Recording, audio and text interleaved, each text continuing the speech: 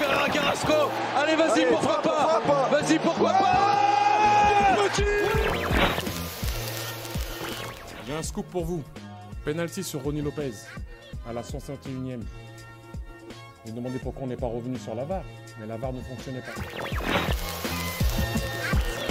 Le Colombien qui a pris le dessus, il a réussi son dribble. Falcao, ouais, il est mort. Ce soir, je vais dire tout haut ce que tout le monde pense tout bas. Radio Diagonale, la web radio 100% rouge et blanche. Salut tout le monde et bienvenue pour un nouveau débrief, un débrief consacré à la 27e journée de Ligue 1, Monaco qui recevait Reims et qui s'est incliné comme la saison dernière, 1-0. L'année dernière, on se rappelle, on avait perdu 2-1, c'était un grand moment aussi. Alors là, on avait dominé, mais on s'était fait punir en fin de match. Là, c'était un scénario assez différent. On va en discuter avec Flo et Patrice. Salut, messieurs. Salut à vous, salut à tous. Salut La à grande tous. forme. Oula, oui. La dernière fois, on nous a dit qu'on pensait qu'on serait plus énervé. Dans les commentaires après le match contre... Mais je pense je pense que le terme était bien choisi. On était résignés. C'était plus ça. Est-ce qu'on l'est encore ce soir ? Il y a un peu de ça, On a eu une grosse discussion en off sur le foot d'aujourd'hui et le fait que notre club rentre un peu dans cette mouvance-là d'un sport un peu creux. Et oui, effectivement, on est résigné un peu. Après, on va essayer de trouver des raisons d'espérer et d'aller au-delà de ce match parce que finalement, ça n'est qu'un match, ça n'est qu'une mauvaise passe. On va voir si on peut aller au-delà de ça. On va essayer de voir si on arrive aussi à obtenir les objectifs de la fin de saison, même si ça va être compliqué. En tout cas, on va débuter avec les 3 points. Messieurs, je vous laisse qui a envie de commencer. Patrice, il me fait j'attends s'il me fait un... Mon premier point, forcément, c'est cette nouvelle défaite qui vient s'ajouter au résultat que le club a depuis quelques temps maintenant. Ça fait 4 matchs qu'on n'a pas gagné, 3 défaites et un match nul contre 3. Ça commence à faire vraiment une très très mauvaise série. On perd l'avantage qu'on pouvait avoir au classement. On visait à un moment donné, on se disait peut-être même pourquoi pas le titre. Après, on s'est un peu rabattu sur la 2e place. Naïf que nous étions. Ouais, exactement. La Marseille est en train de gagner pendant qu'on enregistre, donc clairement ça commence à vraiment à s'éloigner. On avait l'occasion une nouvelle fois avec les affrontements de prendre de l'avance aussi sur ceux qui sont derrière. C'est toujours pas le cas non plus. Sachant qu'on n'a pas eu un calendrier non plus très compliqué ces derniers temps. Donc voilà, comme tu dis, c'est un peu la résignation là d'enchaîner des mauvais résultats. Mon deuxième point, c'est sur l'équipe et du coup ce qu'elle montre sur le terrain. Je trouve qu'offensivement, même si aujourd'hui on n'a pas marqué de but, on reste toujours très très fort. Je trouve qu'on a des actions, on a quand même des éléments qui permettent de voir qu'on peut mettre des buts sur les matchs. Je ne trouve pas que ce soit vraiment le point faible de l'équipe. Au contraire, pour moi, c'est vraiment un très gros point fort. On a été très longtemps sur on mettra plus de buts qu'on en prend. Ce soir, ça n'a pas été le cas parce qu'on a touché les montants, parce qu'il y a un gardien en face. Par contre, moi, ce qui me fait de plus en plus peur, c'est le niveau de notre défense. C'est de plus en plus catastrophique. Reims met un but ce soir, mais on leur a laissé au moins 2 occasions nettes d'aller faire des face-à-face en faisant des erreurs individuelles qui sont complètement inadmissibles. Je veux bien qu'il y ait eu beaucoup d'absences et que petit à petit les Allemands sont en train de revenir, mais c'est vraiment problématique si on veut gagner des matchs de ne pas continuer dans cette voie-là. Et je rajouterais notre milieu de terrain qui est, je trouve, en ce moment inexistant, quoi. On n'a pas l'impression de pouvoir mettre le pied sur le ballon, d'être complètement serein. On ne retrouve pas les joueurs qui ont pu jouer contre le PSG, par exemple, et qui étouffaient l'adversaire. On voit quasiment plus de pressing. On a l'impression que l'équipe est fatiguée. Et à un moment donné, si on n'a ni le milieu de terrain ni la défense, ça va devenir compliqué de faire quelque chose sur cette fin de saison. Donc il va falloir vite se reprendre. Je suis là passe volontairement sur notre gardien de but. Je pense qu'on en parlera beaucoup plus tard, donc c'est inutile d'en parler tout de suite. Et mon dernier point, c'est sur les choix de Clément sur ce match. Alors, je ne parlerai pas du 11, qu'à un moment donné, on a rapidement vu que Benzeguir et Camara n'étaient même pas sur la feuille de match, donc c'est qu'ils n'étaient pas aptes du tout. Que Maripane soit sur le banc, on peut le comprendre sur le fait qu'il ne soit peut-être pas apte non plus à jouer 90 minutes. Il n'était pas à 200%, après, quoi. Ouais, exactement, il n'était pas à 200%. Ça sera le choix toujours de mettre Mbolo, Ben Yedder, sur lequel on pourra discuter, sur le 11 tout à l'heure. Mais c'est les choix pendant le match. Et pourquoi tu sors Ben Yedder alors que c'est lui qui te procure les plus grosses occasions, qui est bon. On a pu voir contre 3 quand tu as fait jouer Ben Yedder et N'Boulou ensemble sur la fin de match, ça a été quand même très bénéfique. Pourquoi tu le sors? Il n'a pas l'air du tout fatigué. Ton prochain match est contre Ajaccio. Il est dimanche prochain, donc tu n'as pas non plus un match de Coupe d'Europe à jouer. Pourquoi tu le sors? Même Golovin, moi, je l'ai trouvé plutôt bon parce qu'il a apporté des ballons en tout cas. Et là aussi, tu le sors pour faire entrer Minamino qui montre rien depuis un bon moment. Donc pour moi, même si certains diront que Golovin ne fait pas un bon match, ce sera toujours mieux que ce que pourra te proposer Minamino. Donc pourquoi tu veux le sortir à ce moment-là, quoi? Je sais pas. Pourquoi tu ne changes pas la tactique avant la 80e qui commence à remettre une défense à 3 enfin pour mettre un peu plus d'éléments devant? Je trouve qu'il n'y a pas de réaction sur son coaching pendant le match. Je te coupe. Jean-Eudes Daoulou, doublé. Ouais, doublé. 2-2 pour 2-2 entre Strasbourg et Marseille. Incroyable. 88e, 89e. Ça, c'est beau. On vit un grand moment. Merci. Jean-Eudes. C'est un signe. Tu nous regardes. Il m'a doublé. Non, mais la Ligue 1, c'est dingue. C'est ça le truc, c'est que. Et du coup, t'as terminé, j'enchaîne? Ouais, tu peux enchaîner. Comme ça, sans transition. Non, mais ça va revenir sur mon deuxième point, mais en tout cas, mon premier point, c'était...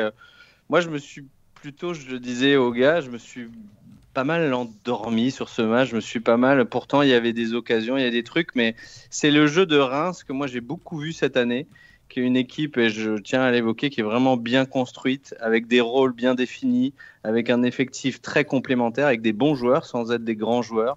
Et c'est une équipe qui endort un peu l'adversaire. Il se passe souvent des choses dans les matchs que Reims joue, mais finalement, tu as comme un sentiment d'avoir vu un match un peu sans grands éclats, sans grands trucs, et au final, ils font match nul, ou ils gagnent. En tout cas, récemment, c'est un peu la dynamique dans laquelle ils sont.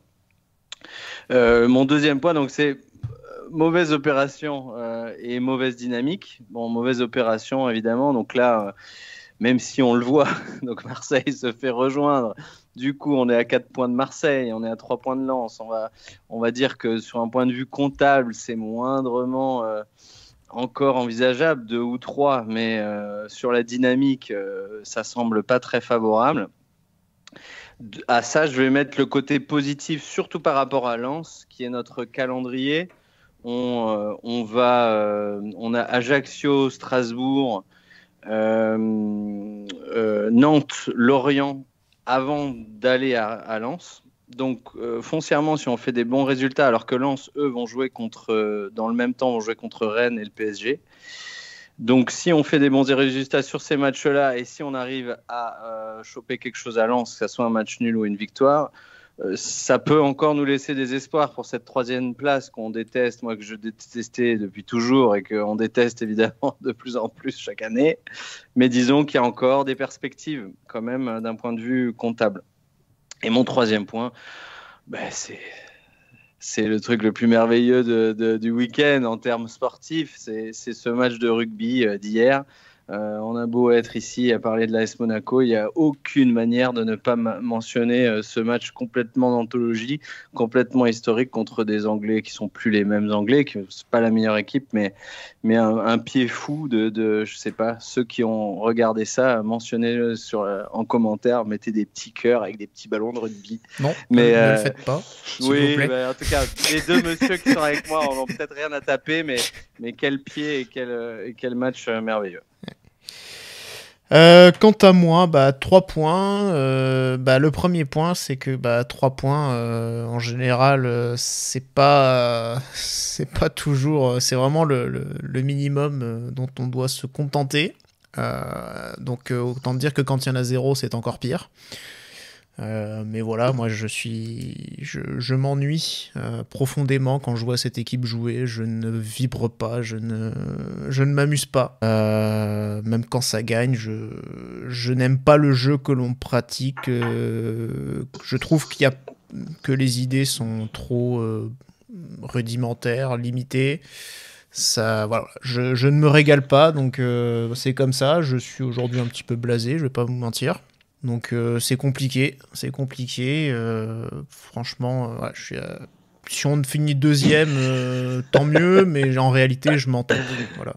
En réalité, je m'en Pour fiche. des dons, pour le suivi psychologique de Damien, Non, mais cliquez sur le lien ci-dessous. Je préfère être honnête, voilà, je veux dire, quand je vois mais- une équipe comme celle de Reims qui, en 5 mois avec Will Steele, propose tellement plus en termes de jeu, dans les mouvements, dans l'animation offensive, etc. Il y a tellement plus de choses.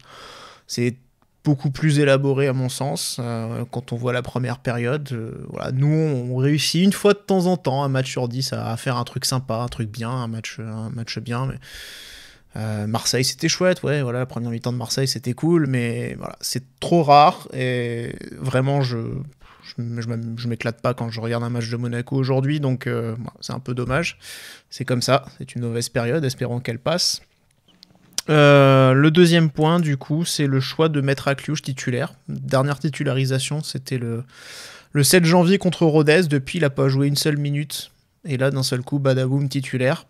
Ok, Ben Seguir était pas là, j'imagine que ça a joué, mais j'ai du mal à comprendre aussi son entêtement de ne pas vouloir mettre Mbolo, Ben Yedder non plus ensemble. On peut entendre les raisons, je peux comprendre tout à fait son argument, mais bon, on a vu contre 3 que les deux que ça avait fait du bien d'avoir les deux devant aussi. Là, mettre Akliouche comme ça, en termes de gestion, je m'interroge beaucoup parce que voilà, on sait qu'il est dans une situation un peu compliquée vis-à-vis de son contrat, que son entourage s'est plaint, qu'il y a de la frustration un petit peu. On lui aura pas forcé la main, justement. C'est évident. Je sais pas, peut-être, mais bon, voilà, je trouve que là, c'est comme mettre le poisson. Tu sais, normalement, tu dois lui mettre le sachet dans rempli d'eau dans l'aquarium, et ensuite, tu le lâches vraiment dans l'aquarium. Enfin, et là, boum, 2 mois sans rien, et boum, d'un seul coup, allez, titulaire. Moi, je trouve ça bizarre. Enfin, je trouve ça bizarre. J'ai du mal à. Je trouve le choix un peu incompréhensible. Même si je peux comprendre qu'il était un peu limité peut-être aussi pour continuer dans son idée première, d'avoir un milieu de terrain supplémentaire. Et puis le troisième point, c'est quand même la qualification en demi-finale de la Coupe Gambardella, ce qui est une très bonne nouvelle. On va jouer contre Pau, donc c'est une équipe qui est un petit peu en dessous dans les divisions, donc on part favori, donc j'espère que ça nous permettra de rejoindre la finale, même si le match, je ne l'ai pas trouvé bon quand même. Mais c'est une belle qualification, donc espérons que du coup ça aille jusqu'au bout pour nos petits jeunes. Seul point positif de la journée, très clairement. Ah oui, j'avais un point extra. Yoka, on s'en fout. Triplette de Barbu aujourd'hui. Triplette de Barbu. Barbu feignant, c'est-à-dire le Barbu qui s'est pas rasé, le Barbu post-Covid, quoi. Voilà. Okay. Nous là, regarde. Ouais. Le Barbu du dimanche soir, c'est ça. C'est ça, le Barbu du dimanche soir. Moi, je laisse pousser pour ensuite tailler. La composition, du coup. Patrice, il me semble que tu avais pas mal de choses là-dessus aussi à dire. Non, ce que je disais justement sur la composition, du fait que malgré qu'il soit dans le groupe, les retours de Ben Seguir, Camara et Maripane, t'en as aucun finalement qui est sur le terrain, parce qu'il y en a 2 qui doivent être absolument pas aptes et qui se retrouvent en tribune, et Maripane sur le banc. Bon, finalement là on pouvait espérer du coup retrouver un quasi 11 titulaire, c'est pas le cas malheureusement. On est obligé de se retaper Malang-Sarr et Dissassi dans l'axe, et on sait que ça va être compliqué, parce que depuis qu'ils sont associés, c'est les défaites, c'est les buts qu'on prend, malheureusement. Oui, c'est un super super duo, oui, qui s'entend très bien, oui. On a bien pu le voir mais sur le but, c'est un super coup de pouce. Après il y avait la Gambardella et tout, mais est-ce qu'il n'y avait pas moyen de regarder avec l'équipe réserve voilà, plutôt que de prendre 2 gars, tu sais, ou alors il voulait se poser la question jusqu'à la dernière minute, je sais pas, peut-être. T'as toujours le choix de Oku, mais bon, c'est pareil, c'est comme pour Akliouche. Matsima était aussi en tribune. Ah oui, t'as Matsima aussi. Matsima est en tribune, par exemple. Donc, En tout cas. Sur les côtés, Aguilar et Enrique, là, encore pas trop de surprise, même si Vanderson était revenu.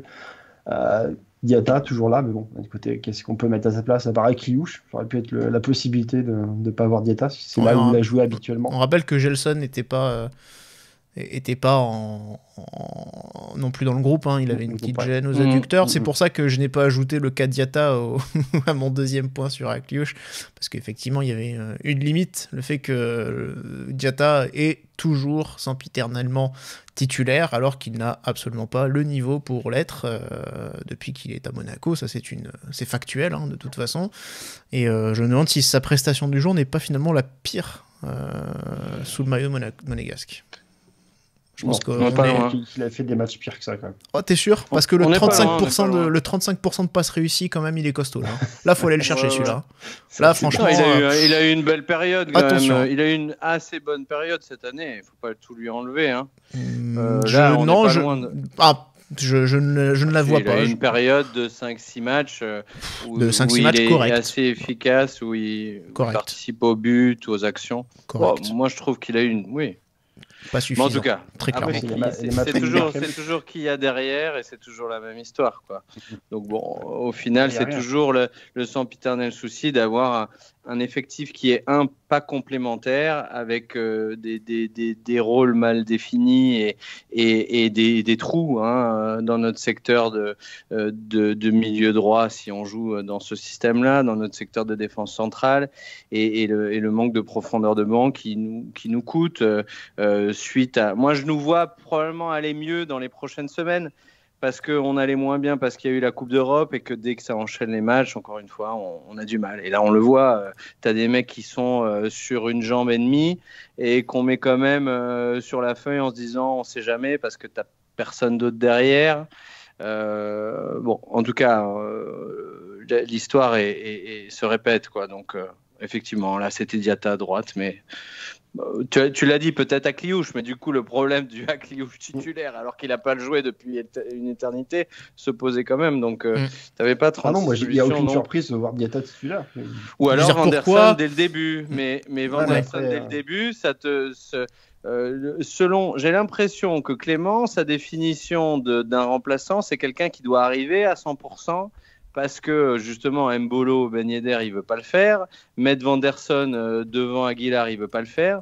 J'ai l'impression que c'est pour se dire oui, mais si ça va pas pour Aguilar, il faut qu'Vanderson arrive. Oui, mais tu peux changer ton schéma. Habituellement, c'était ça. Et pourtant, Louis Cagnari nous met Voland titulaire.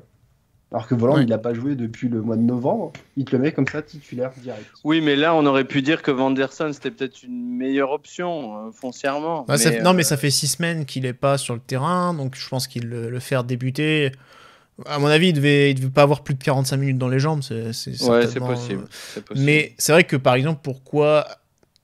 Je sais qu'évidemment que les performances de Minamino ne vont pas plaider pour lui, mais pourquoi Akliouche plutôt que Minamino aujourd'hui, par exemple? Même si je suis d'accord que les performances de Minamino jusqu'à aujourd'hui n'en feront pas quelqu'un qui devrait débuter dans le 11 aujourd'hui. Mais voilà, c'est vrai que c'est plus la question de la gestion qui me paraît en fait un peu bizarre, un peu étrange, dans le sens où un type qu'on a mis au frigo pendant 2 mois, d'un seul coup réapparaît comme ça, badaboum, titulaire, et voilà, Ouais, c'est vrai qu'on n'a pas beaucoup d'infos sur ces choix-là. Il pourrait donner des infos, expliquer les raisons de ses choix, mais effectivement, on n'en a pas trop. Est-ce que c'est toujours ces histoires de data où ils regardent chacun avec leur histoire de data et alors au dernier entraînement, on a vu qu'Akliouche c'était le top dans les data et alors allons-y. Enfin voilà, je sais pas, mais au moins si c'était ça et qu'ils nous le disaient, on aurait en tout cas une espèce de structure de raisonnement. C'est là que tu vois aussi la limite de ton groupe, hein, parce qu'à un moment donné, tu as vendu Badiachil sans recruter en te disant tu vas faire sur Disasi Maripane, mais tu n'as pas de remplaçant à Maripane. Ça, c'est absolument pas au niveau. Au milieu de terrain, tu es avec toute la saison Fofana Camara, derrière, tu n'as rien. Matazo n'a pas le niveau de ces deux-là. Devant, de base, déjà, tu joues en 4-2-3-1. Alors, tu n'as pas de 10 dans l'effectif, à part Golovin, on a déjà pu essayer, mais du coup, tu t'en remets à un jeune, Benzeguir, qui, quand il n'est pas là, tu as encore moins quelque chose. Si tu rajoutes le fait que Diatta, ça fait depuis une belle lurette qu'on dit qu'il faut recruter un vrai joueur à ce poste-là, donc qui aurait dû être Minamino, qui ne l'est pas, très rapidement, tu vois, si tu n'as pas ton 11 titulaire, derrière, c'est très très compliqué, parce que tu te retrouves avec des joueurs qui ont un niveau bien moindre que les titulaires. et qu'en face tu rencontres une équipe de Reims qui est sur un petit nuage et qui mentalement ils vont rien lâcher sur le moindre ballon parce qu'eux ils sont sur 18 victoires, 18 matchs sans défaite consécutifs, bah ça sent vite sur le terrain. On va avoir du mal à faire court, les gars, sur ce débrief. On n'a pas fini encore, dire Laurent. Allez, je voulais qu'on tente les 30 minutes, je pense qu'on est déjà à plus de 20 minutes là. On est à 20. Donc, non, oublie. Débutons du coup sur le match. Un match qui a assez mal commencé, en tout cas qui a vite commencé à pencher en faveur de Reims dans le jeu, dans les intentions, dans l'intensité, dans les duels, dans le pressing, dans à peu près tous les domaines. Reims a été supérieur à Monaco sur la première période. Je pense qu'on peut le dire. Ils gardent la balle, ils sont chez nous. Les premières minutes sont terribles. On commence à avoir des espèces de bribes d'occasion avec un but refusé de Ben Yedder à la 7e.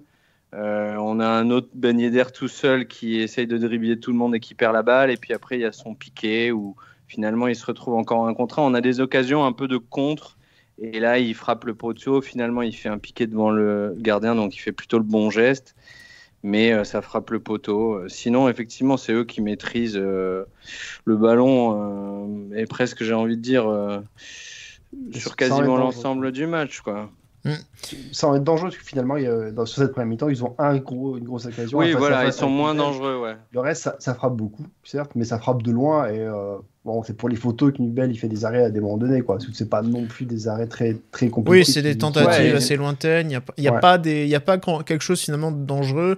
Alors, du coup, c'est sans parler de domination stérile, mais on peut dire que Monaco a des occasions un petit peu plus tranchantes. Oui, après la sortie de Nubel d'ailleurs qui est assez bonne sur Balogun, il arrive tout seul devant le gardien. Il y a un contrôle qui est pas un peu trop long aussi de Balogun, qui facilite l'intervention. Et le tir de loin, notamment, je pense celui dont tu parles, c'est dès la 3e minute. Il est quand même tout seul devant l'entrée de la surface. Il place très mal sa frappe qui est sur Nubel. Il y a moyen de faire beaucoup mieux. Donc, ils ont quand même... Nous, on a peut-être une ou deux vraies grosses occasions, et eux aussi, finalement. Après, la frappe de la 3e, je la considère pas vraiment comme une grosse occasion. Peut-être qu'il peut faire mieux. Le mec rentre, vraiment, il est, il est loin, la surface, et il a personne devant, et il a tout le but ouvert. Ouais, en Ligue 1, ça devrait être quelque chose... Quand même, ça devrait être une occasion. Mais bon... En tout cas, ils ont effectivement jusqu'à là, tout va bien. On va dire. Oui, on arrive même à y croire. Tu dis il a 2 fois la même occasion. Au final, il met le premier. Parce qu'à chaque fois, c'est un ballon par-dessus la défense qui récupère, qui dribble le gardien, qui dribble le défenseur. La première fois, il arrive à mettre le but, mais il est hors jeu. La deuxième fois, malheureusement, il n'arrive jamais à se retrouver dans la position de frappe. Parce que forcément, ils ont déjà vu comment il a fait sur la première occasion 5 minutes avant. Et puis le deuxième, sa spéciale finit sur le poteau, malheureusement, ça arrive quelques fois. Ouais, puis il y a des cafouillages de Diatta aussi. Hein. Il y a plusieurs fois où il rate ses passes, une fois où il fait 41e minute, il sait pas ce qu'il doit faire en fait, s'il veut lancer, décaler sur le côté ou s'il veut centrer. J'ai l'impression qu'il rase sa frappe ou il change d'avis au c'est ça. Et du coup, il hésite. Il y a un fil, il y a une disjonction dans la connexion neuronale. Alors que Aguilar avait très bien décalé, qu'il avait juste été un peu trop sur lui, donc il avait juste à pousser et enchaîner sa frappe, quoi. C'est toujours la même chose, un joueur qui est trop de réflexion, pas d'instinct. Et quand tu es attaquant, il faut jouer avec uniquement de l'instinct et du relâchement, et en l'occurrence c'est pas le cas. Ouais. Moi, ce qui me gêne le plus, c'est l'occasion un peu gâchée de Ben Yedder, plus que le poteau, c'est celle qui vient juste avant, parce qu'en plus l'ouverture d'Aklouche, elle est belle, tandis que le poteau, c'est assez chanceux dans le sens où c'est un Rémois qui envoie le ballon dans son camp sans faire exprès en fait. Mais là, il y a une belle ouverture.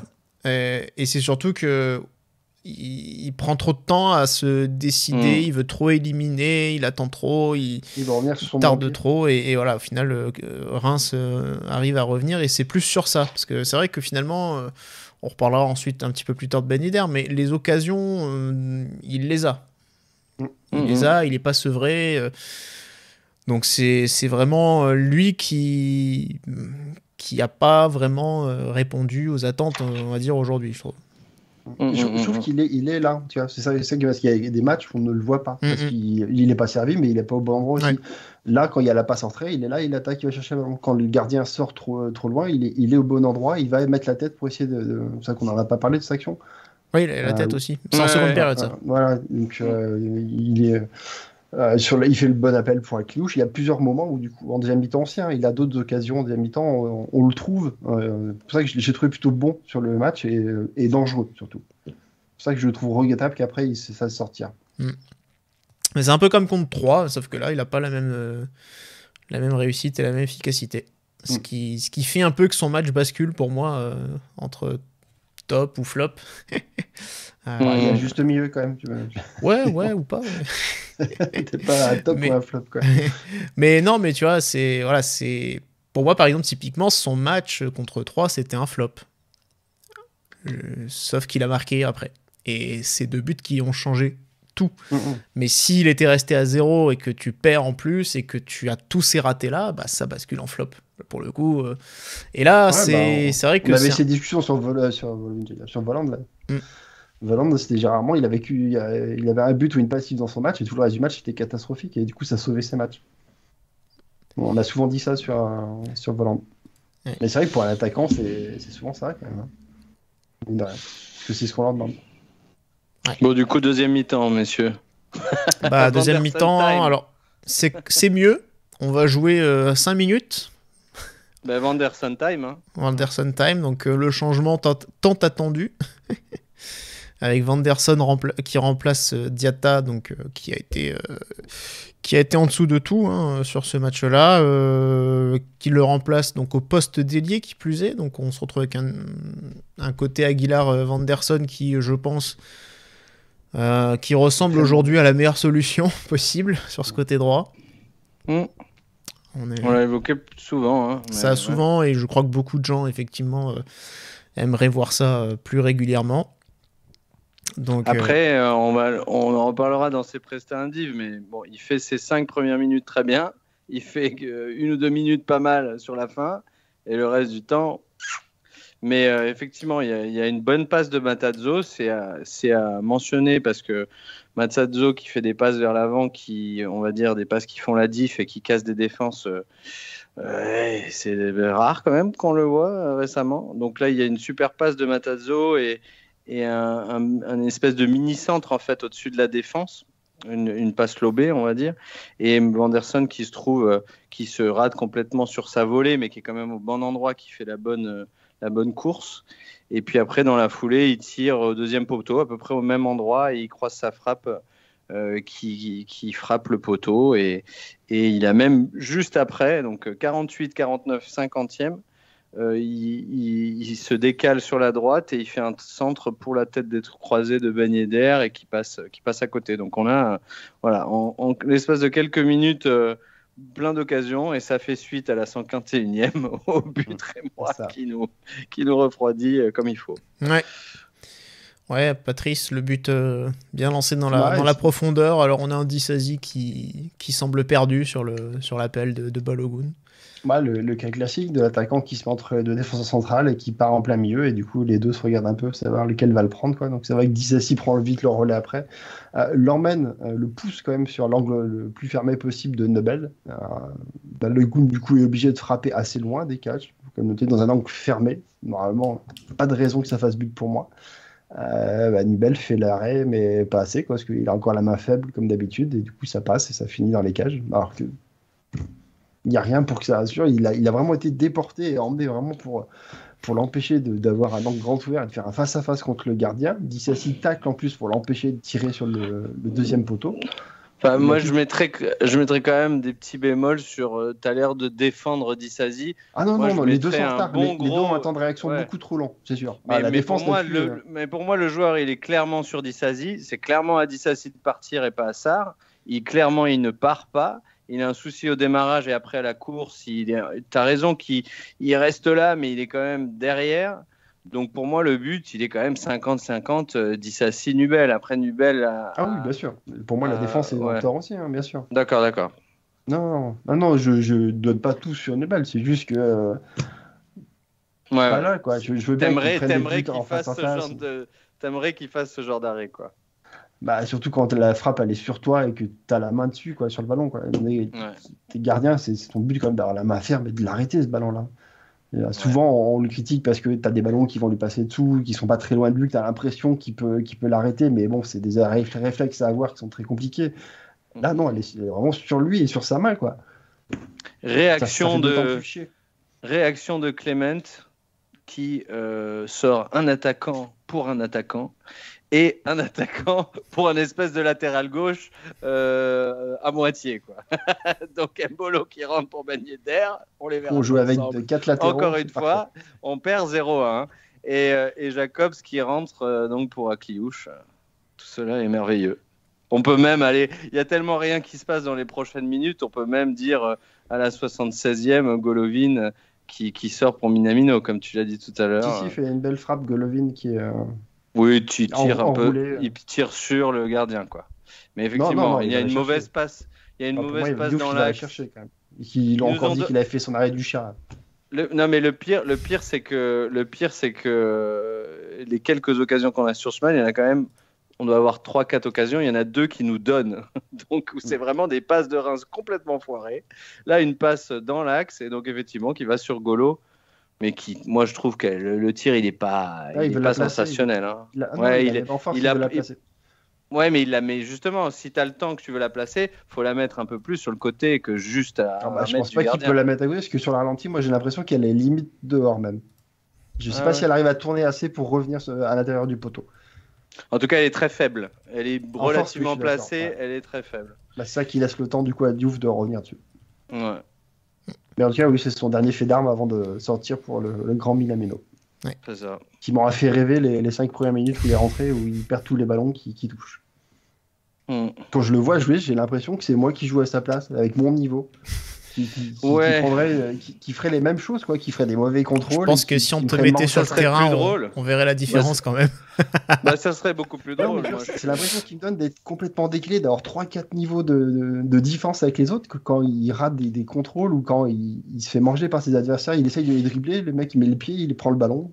Il est à contre-temps permanent. Il a mis un moment, après le reste de son match allait mieux, je trouvais. Mais les 5 premiers Mais c'est ça, c'est un gars qui est, depuis qu'il est arrivé, assez à contre-temps. Il lit très mal les passes, c'est-à-dire que justement, l'anticipation, il fait comme il a le mauvais rythme. Souvent, on dit dans la vision de jeu, c'est aussi il y a une question de rythme du match. Est-ce que tu sens que l'équipe va à un certain rythme de passe? Est-ce que ton équipe, c'est une compréhension du rythme? Lui, le rythme, il l'a absolument pas. Alors, tu sais que il va faire une course alors que le gars garde la balle. Et il va rester là alors que le mec lui met en profondeur. Il est un contre-temps complet. Donc après, effectivement, comme tu l'as dit, c'est un peu mieux sur la fin du match. Ouais. Ça me fait penser à une blague de South Park, mais je vais éviter de la faire parce que ça peut-être. Ça pourrait être mal interprété. Mais donc on a effectivement Abdelhamid qui dégage encore une fois très mal la balle. Donc c'est la 3e fois en fait. J'ai dit 2, il y en a 3. Et Minamino qui contrôle très mal la balle que Abdelhamid lui met dans l'axe devant la surface. Mais son mauvais contrôle fait une espèce de passe pour Vanderson qui met une frappe. Voilà, qui 84e minute. Ouais, 83-84, ouais. Et après, il y a encore une Minamino qui sent deuxième poteau, Vanderson, tête piquée, contrée. Il y a une énorme occasion de Reims avec Balogun. Oui, non, mais la c'est première. une des plus grosses, Balogun qui tire. Grosse sortie de Nubel, pour le coup. Ouais, voilà, c'est ça. Pour le coup, Nubel là, il sait faire ça. Hein. Utiliser sa masse corporelle et sortir devant le joueur, il sait faire ça. Et puis on a remplacement, magnifique remplacement, Boadou qui rentre à la 88e. Ouais, ça y est, le changement de tactique où tu repasses sur une défense à 3-4. On gagne du temps. On perd que 0-1 quand même. Et bon, sachant que les 2 occasions de Reims, il y avait 4 minutes de temps additionnel quand même, ça. Ouais, c'est ça, ouais. Et donc la fameuse dernière, il y a Minamino qui fait une frappe bloquée, mais bon, qui est un peu anodine. Et après, Matazo qui se fait popo dessus, un peu, qui perd la balle. Voilà, si vous avez compris, après, vous le dites. Peut-être que quelqu'un devrait aussi lui parler, quoi. Oui, c'est vrai. C'est vrai. Peut-être qu'on lui parle pas aussi non plus. Il voit pas forcément derrière lui. Et c'est vrai que c'est peut-être aussi la question des leaders, hein, parce que la question des leaders, c'est quelque chose qui est revenu dans la conférence de presse. Et Clément a admis à demi-mot que peut-être aujourd'hui ça manquait un petit peu de leader. Voilà. C'était compliqué, mais c'est vrai que oui, c'est un constat, mais ça se voit. Le problème, c'est que ça se voit. Enfin, je veux dire, c'est toujours pareil. C'est-à-dire que si nous, des gens comme nous, constatons ces choses-là, c'est impensable que des professionnels comme eux ne les voient pas à un moment donné.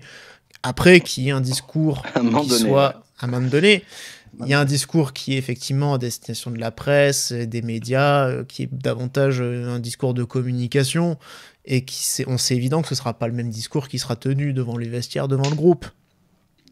Oui, non, mais ou alors de toute façon toujours de manière un peu très édulcorée, très tournée pour ne pas non plus heurter ou quoi que ce soit.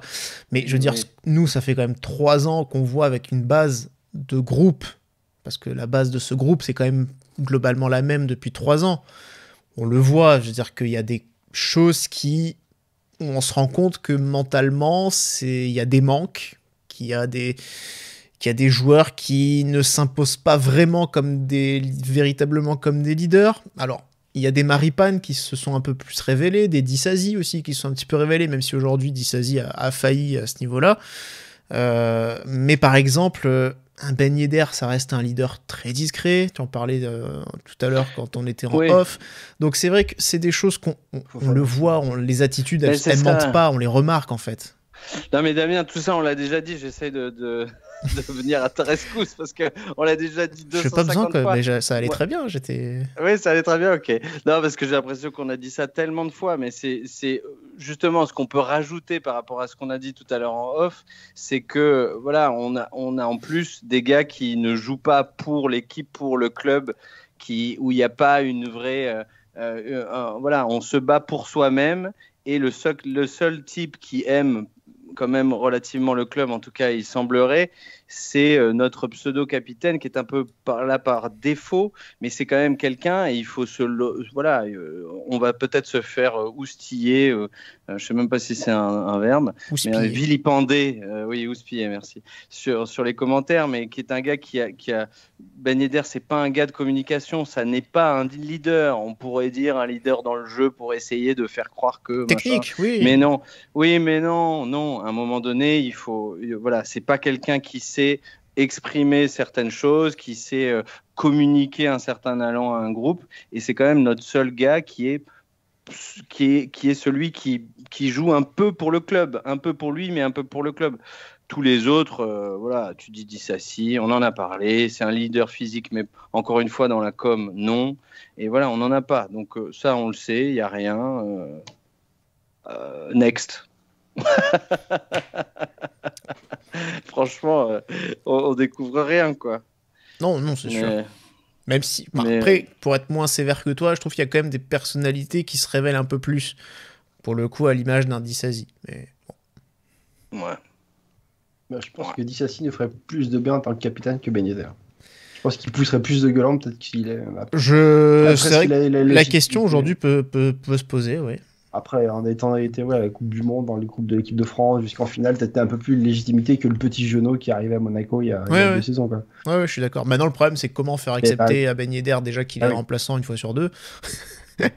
mais c'est quand même quelqu'un qui a une compréhension du jeu, qui va dire les choses d'une bonne manière. C'est pas uniquement le gars qui fait quand il marque un but, ouais, quand il fait un super tacle. C'est un gars qui va justement au-delà, qui apporte quelque chose plus que juste des cris, des machins.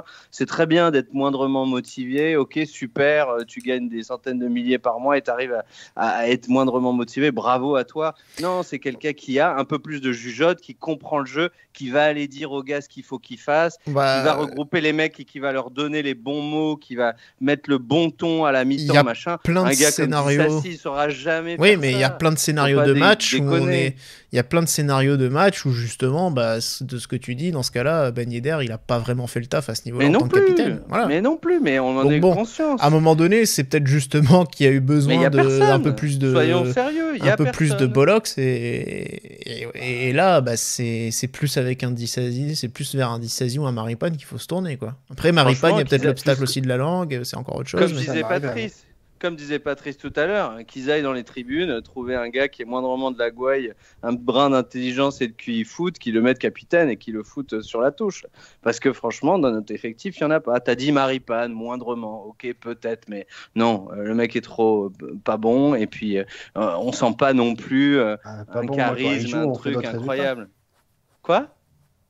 Pas bon, moi quand elle est sur le terrain, on montre quand même quelque chose. Oui, bon, c'est peut-être meilleur que certains, mais bref, de capitaine, on peut choisir qui on veut. Bon. Désolé, hein, mais... Bon. Quoi qu'il en soit, on finit le match en perdant 1-0. Voilà. C'est ça. Bravo à Reims pour sa série de 19 matchs maintenant. Oui, donc on l'a pas dit, mais donc Matazo qui perd la balle, et donc c'est Cajuste qui était rentré. Et qui est pas très... Non, on va pas faire. Mais qui tire 4 mètres au-dessus alors qu'il est face à face avec Nubel.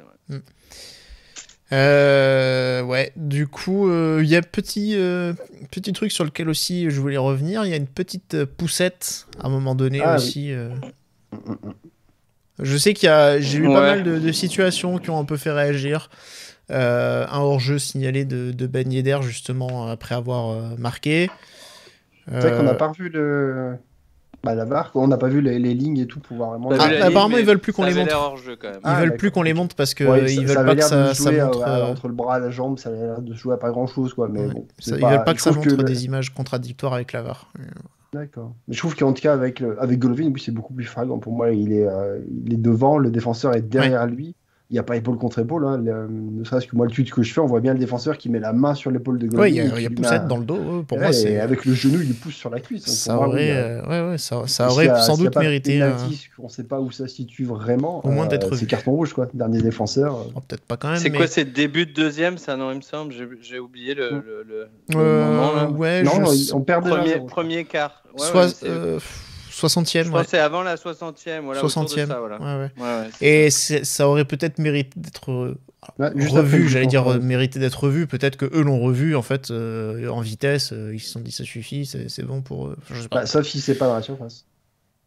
Non, ça peut peut-être commencer au niveau de l'entrée, c'est possible. Parce que la VAR n'a pas à regarder ça. Quoi. Mais bon, j'ai l'impression qu'ils ne sont pas trop attardés, alors qu'il y aurait peut-être eu moyen de s'y attarder. Ça, c'est peut-être aussi. Mais bon, je veux pas. Enfin, on va pas commencer. Mais bon, comme diraient les Rémois, mais au match aller, quand même, vous nous avez bien enflé sur l'arbitrage. C'est vrai qu'ils ont fini à 10. Ils ont joué à 10 pendant 70 minutes, quand même. C'était beaucoup. Et en plus, eux, pour le coup, l'arbitrage, c'était même pire que nous parce qu'ils avaient un carton rouge à tous les matchs quasiment assurés. Leur classement avant de nous rencontrer. C'est pas pour rien qu'en ce moment il faut une belle remontée aussi. C'est que franchement, c'était pas mérité d'être. Ça peut jouer. Avec le nombre de cartons rouges qu'ils ont pu avoir, quasiment tous les matchs, c'est un carton rouge. Donc bon voilà, défaite 1-0, merci, au revoir, on remballe. Les performances individuelles, les tops, ça va aller très très vite parce que déjà il y en a pas beaucoup et que bon il y a pas non plus, c'est pas des super méga tops. J'ai noté Vanderson, Patrice, on avait le même. Pour le dire vite, on a vu la différence avec Diatta quand il est rentré. Voilà. Rien que pour ça, c'est positif. Bon, peut pas dire mieux quoi. Enfin, en 5 minutes, il a fait plus que Diatta en 45. Donc, il a 2 occasions. Alors, Diatta gâche des actions. Anderson les gâche pas vraiment. Il essaye au moins d'aller. Il les pousse jusqu'au bout. Après, ça marche. Il y a sa première frappe, on peut l'en vouloir parce qu'elle est vraiment largement au-dessus. Il la prend mal. Mais bon, ouais, c'est vraiment si on veut être tatillon, quoi. Mais après, le reste des occasions, non, elles sont cadrées ou sur le poteau, donc c'est... Alors toi, Flo, tu as un top un peu plus subversif. Non, oui, un topito. Non, mais parce que Vanderson, effectivement, je suis d'accord avec vous, mais ça reste sur 45 minutes. Et en plus, sur 45 minutes, il fait que 7-8 minutes de bonne. Donc, bon, pour un top, c'est quand même pas fou. Mais Fofana, je l'ai trouvé que, voilà, encore une fois, c'est le socle. Si on a un gars qui fait à peu près des matchs bons, à peu près tout le temps, alors ça peut tendre vers un peu moins bon comme aujourd'hui où c'était pas flamboyant, mais il récupère un nombre de ballons incroyable, il avance quand même et il permet au jeu d'avancer vers l'avant. Et ça, encore une fois, c'est une amélioration dans son jeu sur cette année, qui n'est pas aussi flagrante que ce que ça avait été pour Chouameni il me semble 2 saisons ou quoi. Et puis l'année dernière, mais il y a quand même une petite voilà. Donc sur l'ensemble du match, je l'ai trouvé, il a rien fait de mauvais, il a récupéré beaucoup de ballons, ça reste une de nos bases. Patrice mentionnait le fait qu'on tenait pas le ballon au milieu, mais c'est parce qu'on allait en fait très vite vers l'avant. Il y avait beaucoup de précipitations, j'ai trouvé, dans notre jeu aujourd'hui. On sortait très très mal le ballon de pressing. Et voilà, et en plus on sortait pas bien. Donc je pénaliserai pas Fofana pour ça. C'est de loin sur la ligne des milieux. Voilà, Matarazzo fait aussi un match. On va revenir. Les deux sont pas dégueux, mais en termes de récupération de ballon, les deux c'est pareil. Voilà, je tiens à le dire. Bah voilà, ça me surprend pas. Voilà. Ça me surprend pas, mais voilà. Bon, un topito. C'est quand même bizarre de récupérer autant de ballons au milieu et finalement de pas exister plus que ça dans le jeu. C'est la spéciale Bakayoko, quoi. Je récupère un ballon que j'ai perdu, quoi. C'est le genre de choses. Ouais, enfin là, aujourd'hui, je sais pas si je récupère un ballon, mais je le perds directement derrière parce que je fais une mauvaise relance, une mauvaise passe, ou mon coéquipier, hein, je veux dire, très rapidement. Ouais. Non, c'est vrai qu'il en a quand même plus perdu que gagné, Fofana, contrairement à Matarazzo. Ouais, mais les chiffres ne mentent pas. Oui, mais voilà, mais les chiffres sont aussi trompeurs quand tu fais des passes latérales ou en arrière. Je préfère voir Fofana qui va de l'avant et qui a fait 2-3 passes aujourd'hui qui ont fonctionné. Matarazzo en a fait une, ce centre sur Vanderson. Ouais. Mais on va dire que les deux font un match correct. On pourrait les mettre tous les deux topito, quoi. Si Fofana fait pas son énorme boulette à la 92e, il fait un match tout à fait correct. Matarazzo, pardon. Et donc du coup, les deux font un match, voilà. Et je peux faire sans transition. Tu veux sur le flop ou je te prends de court? Vas-y, dis-moi, je m'adapte. Parce qu'à l'inverse des deux milieux qui sont quand même corrects, on a les deux de derrière qui sont eux quand même un peu notre plaie depuis des années, hein. De toute façon, la charnière centrale, à un moment donné, voilà, première partie de saison, on s'est dit allez, Disasi Badiashile, ça commence à tenir la route, et puis le mec se barre.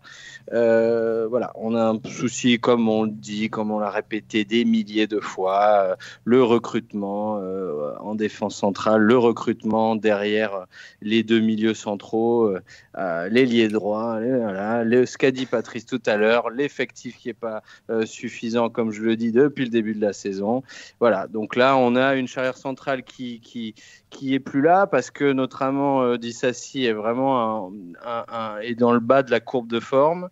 Et Sarr, à mon avis, quand tu joues tous les matchs aussi et que tu t'es reposé qu'un match sur toute la saison. Tout à fait, parce que tu n'as personne d'autre à qui mettre. Non, mais tout à fait. Mais il y a des raisons, on peut l'expliquer. Mais en tout cas là, ça fait quelques matchs où il est plus là, quoi. Et plus la Coupe du Monde. Et puis Sarr, t'as l'impression, il tient bien Ito, qui est pourtant un super joueur, un de mes joueurs préférés de Ligue 1, entre parenthèses. Et il tient bien au début, et puis après, tu vois qu'il se fait bouffer à la course par Balogun. Et donc il y a du bon, comme il y a du vraiment moins bon avec Sarr. Et finalement, il n'y en a pas un pour rattraper les deux arrêts de Nubel, c'est 2 erreurs de Sarr. Hein. On l'a dit, c'est Sarr qui lâche complètement Balogun et qui fait encore un contrôle un peu trop allongé pour la première frappe et le premier face-à-face. Et le deuxième, c'est lui qui perd le ballon face à Balogun. Mais l'autre action, on t'a dit, où Disasi est sur Balogun, et c'est lui qui fait pas la course. Non, là, je parle pas du but, je parle des deux occasions où Nubel fait les arrêts, pas sur le but. Ah oui. Non, effectivement, c'est pour ça que je te dis qu'il se fait fumer plusieurs fois à la course. Mais si tu regardes en première, parce qu'on parle pas des bonnes actions défensives souvent, mais il y a 2-3 fois où il stoppe Ito, qui crochette, il me semble, Caillot, et qui va pour rentrer dans la surface et il intercepte. Il fait 2-3 bonnes interventions en première mi-temps, mais dont on se souvient moins. Mais effectivement, après, il fait des cagades, et les deux, en gros. C'est pour ça que je les ai mis, moi, les deux en flop, parce que honnêtement, il n'y en a pas un pour rattraper l'autre, trop, quoi. Et dans les autres flops, Crépin Diatta, est-ce que tu veux dire quelque chose dessus, Patrice? Non, vas-y, je prends un autre gardien. Non, je préfère rien dire. Non, mais c'est parce que voilà, enfin, il y a tellement de mauvais choix, de passes ratées, qu'en fait, c'était consternant le match de Diatta, les 45 minutes de Diatta. Franchement, il n'y a rien à ajouter. Il n'y a rien à ajouter. En fait, une fois qu'on a dit ça, on a tout dit, quoi. Mais Clément l'a vu. Il est juste pas bon. Donc oui, Clément l'a vu, mais c'est pas la première fois qu'il s'en rend compte, je pense. Mais bon. C'est pas mal de le sortir à la mi-temps quand même. Ouais, Est-ce qu'il va le sortir du 11 ce serait mérité. Hein. Attention, on parle quand même de son fils prodige. On va pas non plus. Ce serait mérité. Moi j'ai envie que Diatta, moi j'ai envie que ce petit joueur du sud du Sénégal, que ça marche pour son histoire, pour tout. Je pense que c'est un gars qui, je sais, c'est un peu con de penser à des trucs comme ça, mais j'ai envie que ce gars réussisse. Mais effectivement, malheureusement c'est un joueur flamèche, c'est un joueur petit coup de tonnerre, et il a des matchs où il va te faire 2-3 coups de tonnerre, mais sur l'ensemble du match c'est quand même pas un mec sur lequel tu peux t'appuyer. Il a pas un fond de jeu suffisamment stable, solide. Sur des coups il va te faire des trucs comme il nous l'a fait cette année, et puis là sur des matchs comme aujourd'hui il rate tout, quoi. Il fait tout ce qu'il faut pas faire, et effectivement il pénalise l'équipe. Pour moi il pénalise clairement l'équipe, parce que à partir du moment où un de tes joueurs, parce que le jeu il a énormément penché à droite aujourd'hui, c'est pas grâce à lui, mais quand tu as autant, je crois que c'était 40% qui passaient par la droite, quand tu as un ratio aussi important et que en fait l'ailier droit n'est pas foutu de faire une bonne passe dans les pieds ou dans la course ou quoi, enfin à un moment donné, tu ne peux pas jouer, tu ne peux pas développer grand chose en termes de jeu quand tu as un poids mort comme ça.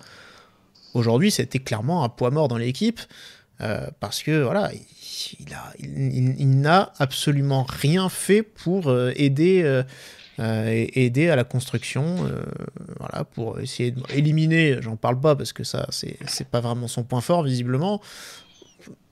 Il faudra juste me dire un jour lequel c'est. Mais voilà, donc là, pour moi aujourd'hui, ça a plus été un poids mort qu'autre chose. Hein. Et je dis aujourd'hui, je suis sympa parce que j'aurais pu dire 9 fois sur 10. 5 passes sur 14 réussies, 11 ballons perdus. 38% de passes réussies. De toute façon, l'accablons pas. Non, voilà, ne l'accomblons pas parce qu'en fait, ça risque. Enfin, nous pourrions dire des choses qui pourraient nous dépasser notre pensée, et voilà. Non, faut pas qu'on soit des mauvais supporters. Déjà que t'as fait un. Et toi, en plus, t'as fait un tweet super limite, franchement, sur ça. Hein, incendiaire. Avec Diatta et Filou, franchement. Je suis juste déçu qu'ils le sortent juste derrière, ça a eu moins d'impact. Ouais, c'est ça, ouais. Bien sûr. Les prestations individuelles. Non, il reste un petit flop pour Patrice. Il reste un flop. Il en reste un. Un seul. C'est un flopounet, comme si du coup t'as un Topito, je vais faire un flopounet pour une balle, parce que du coup il est fautif sur le but, parce que lui aussi il fait sa faute de main. Mais derrière, bon, il sort quand même les arrêts, mine de rien. Il fait des face à face, là c'est pas des arrêts photos comme disait en début de match qu'il a eu à faire. Là, c'est vraiment 2 face à face face à un bon attaquant de Ligue 1, qui 16 ou 17 buts il est. 16, il me semble. Voilà, il sort 2 très beaux arrêts. Donc, mais malheureusement, sa faute de main, elle nous coûte le point du match nul au moins. Et c'est pas. Après, à sa défense, notre pauvre Nubel, je vais essayer. Je sais pas pourquoi je me lance. Quelle connerie. Je me coupe, je continue pas.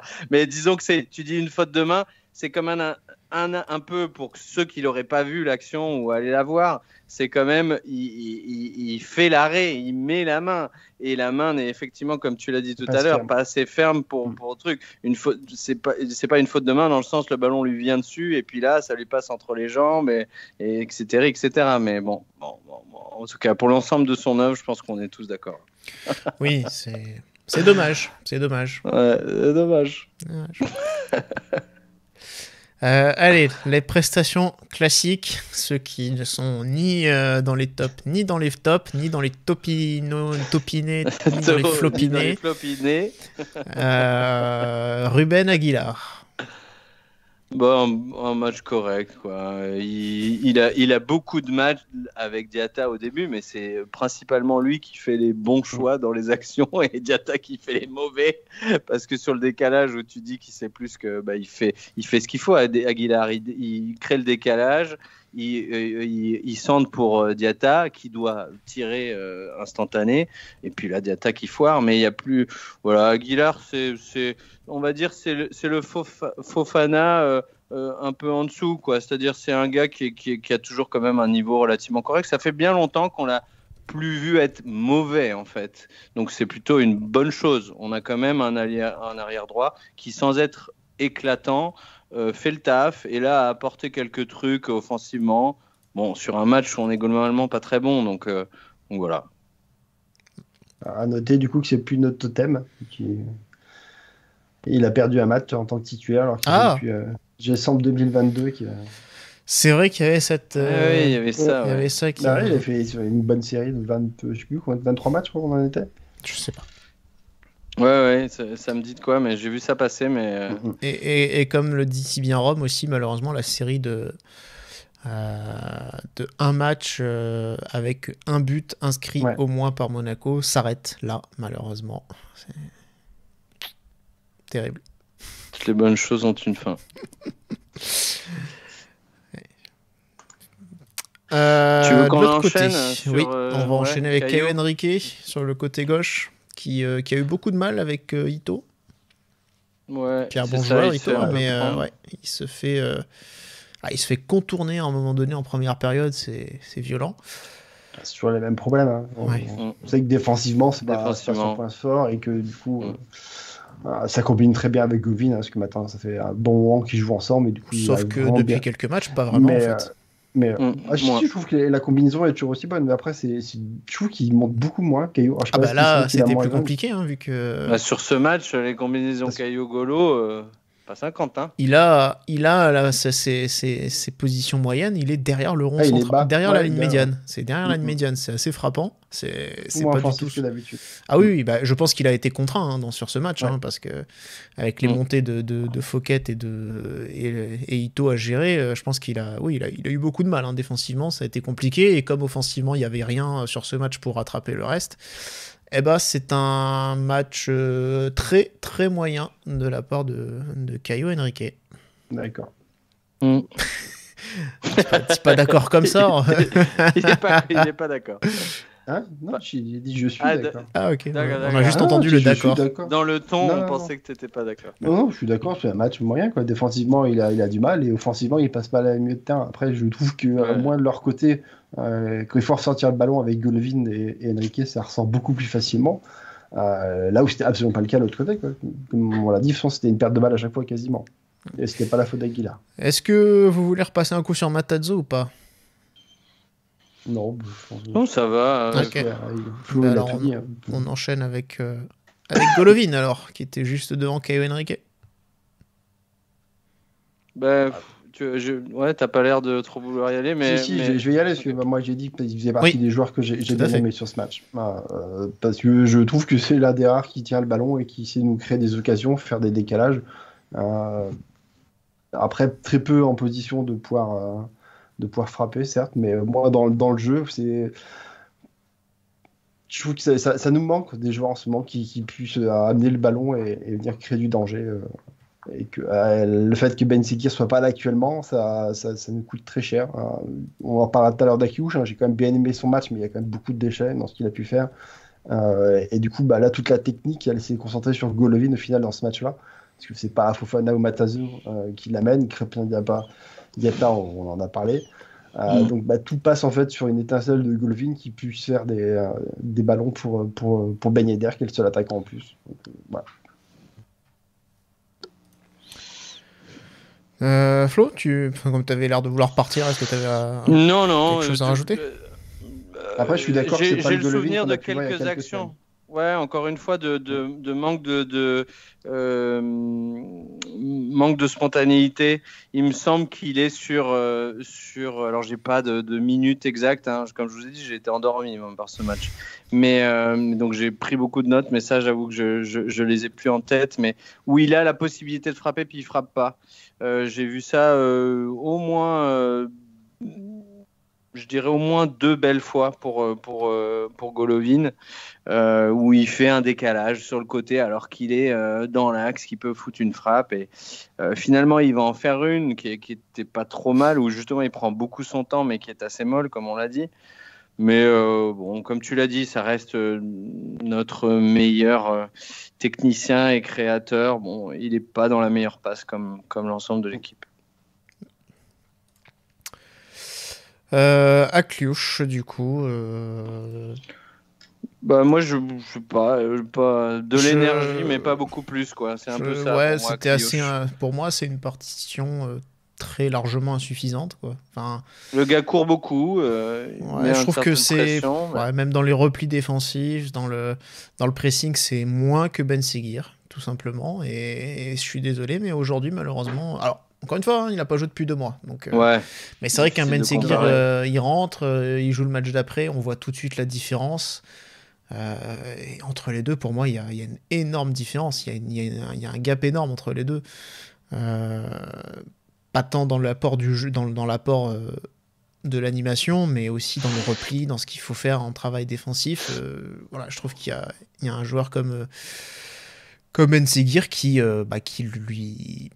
lui est passé devant, mais vraiment à tous les niveaux, et hormis sa bonne passe, sa bonne ouverture sur Ben Yedder, je lui trouve pas grand-chose de très réussi dans ce match. Let's go. Allez, très bien. On est à plus d'1 heure. Si vous avez... ouais. Du coup, on va attaquer les remplaçants. Donc, Jacobs, Mbolo... Boadou, on va pas en parler. Vanderson, on en a déjà parlé. Qui nous reste? Minamino. Ouais, voilà. Écoute. Mbolo, il a eu très peu de ballons à toucher. Hein. Il est souvent dos au but, et là, il était pris par 2 gars, dont Abdelhamid qui fait son poids et qui l'a bien contenu sur les 1 ou 2 fois où il a eu un ballon. Jacobs, on l'a quasiment pas vu. Hein. Il détruit une occasion de contre à la 79e où il fait pas du tout le bon choix, mais c'est à peu près tout. Tiens, Mbolo, il a une belle occasion sur une touche. Oui, sur une frappe. Il joue rapidement, et il arrive bien à prendre le petit mouvement pour passer juste devant le défenseur, mais après il est dans l'angle très très fermé. Bon, sa frappe est dans le petit filet, quoi, mais il se crée sa demi-occasion, quoi. Ouais. Et Minamino, comme on l'a dit au début, complètement à l'ouest. Et petit à petit, il a été dans 2-3 coups, plus ou moins fortuitement, mais bon, voilà. Très il bien. A essayé un peu. Très bien. Bon, des changements en tout cas de Philippe Clément, pas forcément très inspirés, hein, à part celui de Vanderson au final. Hein. Le reste, il n'y a rien qui a influé sur la rencontre, contrairement à la semaine dernière. On fait ce qu'on peut avec ce qu'on a. Ouais, non, ça dépend, parce que la semaine dernière, on a fait avec à peu près pareil et on a fait mieux. Donc, mais il te reste Didillon, Maripane, Magassa et Tadiop. À moins que tu veuilles faire rentrer Didillon avant-centre, ou je sais pas, mais non, je vois pas. Non, mais je veux dire, quand tu fais rentrer, c'est plus le fait que la semaine dernière, tu fais rentrer Mbolo pour le mettre avec Ben Yedder. Là, c'est l'inverse. Oui, dans la manière. Tu fais sortir Ben Yedder pour faire rentrer Mbolo. Alors, la semaine dernière, ça a plutôt bien fonctionné sur la fin de match aussi. Alors, c'était pas la même opposition contre 3, mais ça a fonctionné. Et peut-être que ça aurait pu être retenté, qui sait, ça aurait peut-être pu être intéressant. Mais T'as d'autres choix, hein, là. Tu peux faire entrer Diop à la place d'Aguilar pour être beaucoup plus offensif, tu peux faire entrer Maripane pour faire une vraie défense à 3 et faire que... Diop à la place d'Aguilar, ce n'est pas un latéral droit quand même. Bah, oui, et sauf si tu mets... C'est dans l'optique que tu es en fin de match et que tu joues avec un sauf fou si latéral. tu fais reculer Vanderson du coup.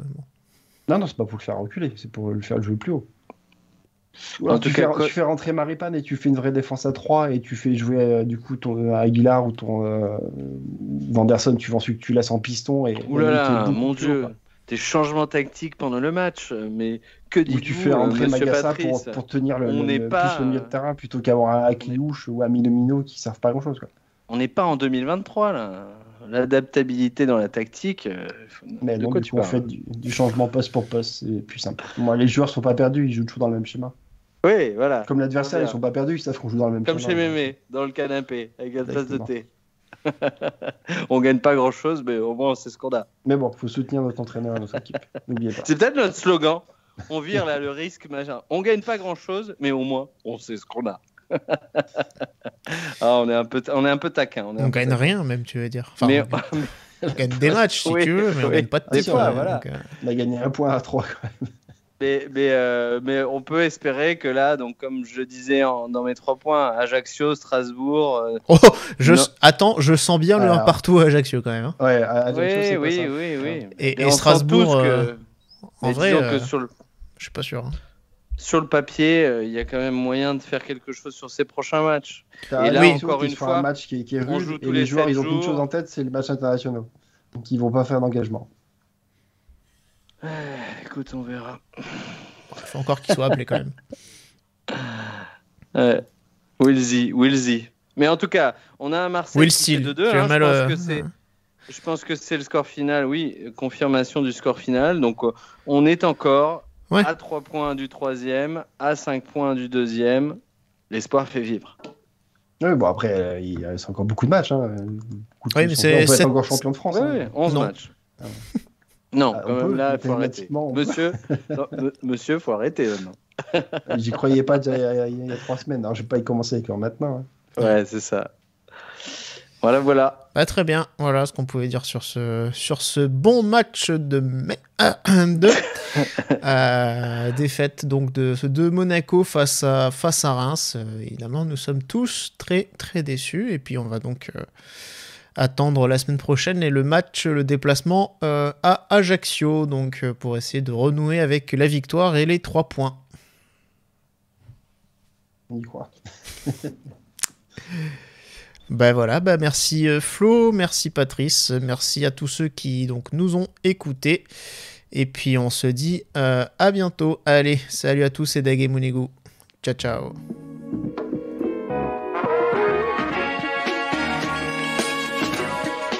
Et bisous.